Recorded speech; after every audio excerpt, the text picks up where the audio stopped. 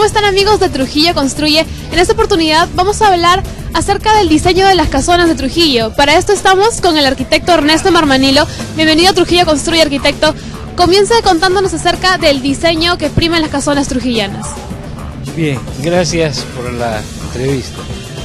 Bueno, las casonas trujillanas datan todavía desde la época colonial en cuanto a su traza, pero luego han seguido una serie de transformaciones y las que hoy vemos ya corresponden a la época republicana. Y junto con la época republicana vienen estilos muy particulares, como es el estilo neoclásico, el que nos muestra en la mayoría de las edificaciones, ¿no? Es decir, aquella arquitectura clásica de la arquitectura pompeyana, que nos mostraba un patio central, un peristilo o un patio aperistilado, que vienen a ser las columnas que están alrededor, luego las habitaciones en torno, ¿no? Y esto corresponde pues a este estilo que fue tan singular del estilo neoclásico, y que también se suma no solamente en la distribución sino en los detalles.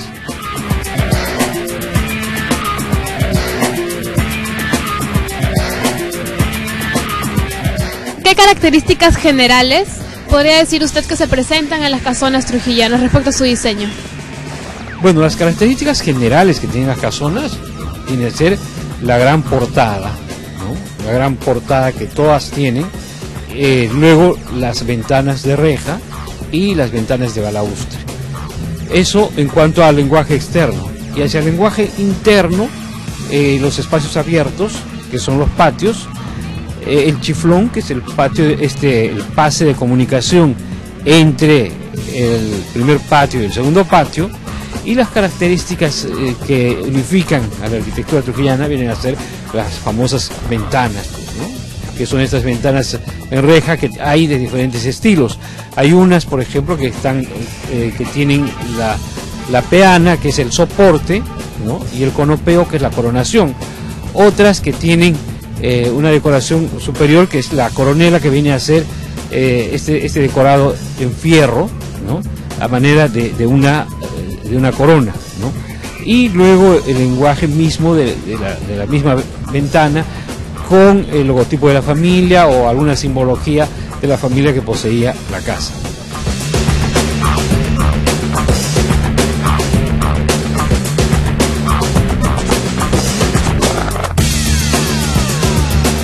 Bueno, arquitecto, ¿el estilo neoclásico es el único estilo que se ha usado en todas las casonas de Trujillo o también existen otros estilos? Bueno, el estilo neoclásico es el que prima, el que predomina, pero hay otros estilos también, ¿no? Lo que pasa es que en la época colonial el estilo que primó fue el barroco, ¿no? Después de la época colonial viene obviamente la época republicana, que coincide con la llegada del estilo neoclásico. Entonces el neoclásico es el que va a ser utilizado como elemento de diseño de las casonas.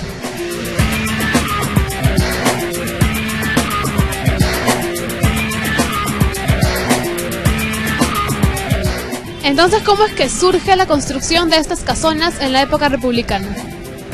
Bueno, Trujillo es una ciudad que tiene una fundación española, ¿no? Es una de las pocas ciudades que conserva la traza fundacional, es decir, la traza hecha a tiza y cordel y en la cuadrícula, pero es esa fundación española. Y en la época de la independencia se mantuvo el orden de las casas, se mantuvo el trazo de la ciudad. Pero justamente la época de la independencia coincide, o la época de la república coincide con el movimiento neoclásico que se vive en el mundo. Entonces cuando llega el neoclasicismo, es nuevamente buscar la perfección de la belleza a través del estudio de las proporciones. Por eso es que encontramos pues las columnas, por eso es que encontramos las portadas, los frontones, por eso es que encontramos el tipo de escaleras, la utilización de los materiales, el mármol, ¿no? Con mucha fuerza en los pisos, ¿no? Entonces, de esa suerte es que aparece pues esta corriente neoclásica que nos trae hasta los colores, ¿no?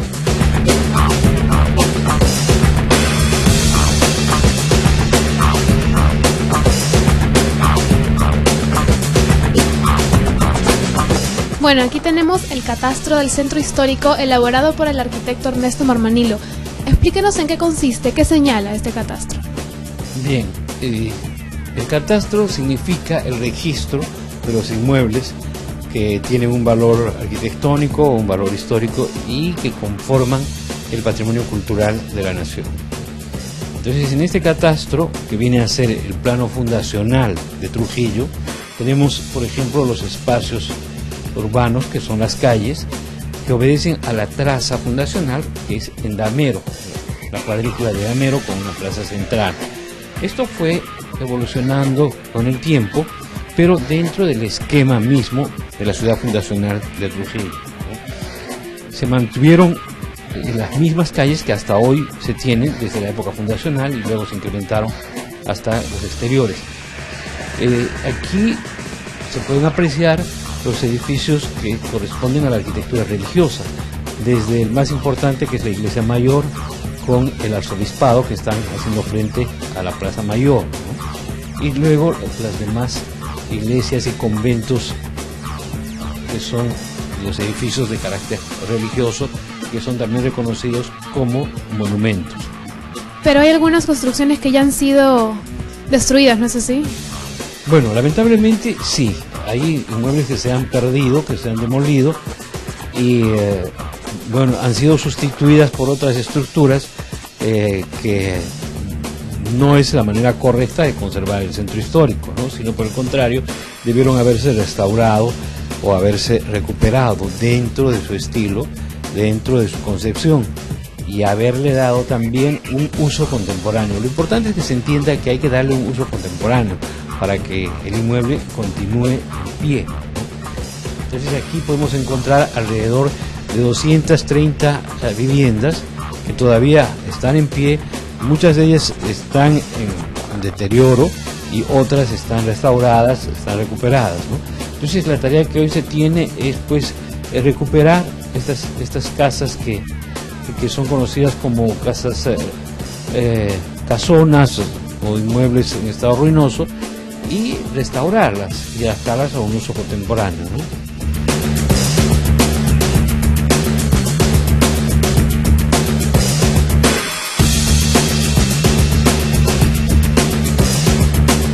Bueno, arquitecto, entonces ya para finalizar, explíquenos cuál es la importancia de conservar el diseño original de estas casonas.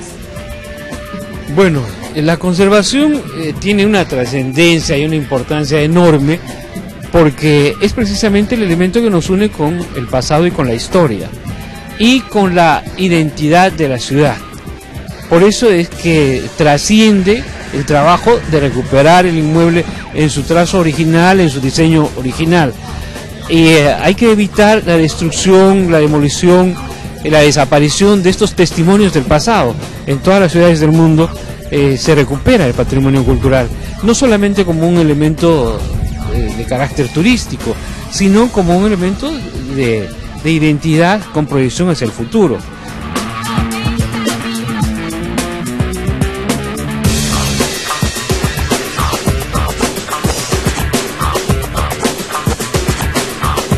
Listo, arquitecto. Entonces, muchas gracias por habernos explicado la importancia de este tema y por haber estado con nosotros en el programa. Bueno, a ustedes las gracias, y simplemente solicitarles o pedirles que ustedes apoyen en la conservación del patrimonio cultural.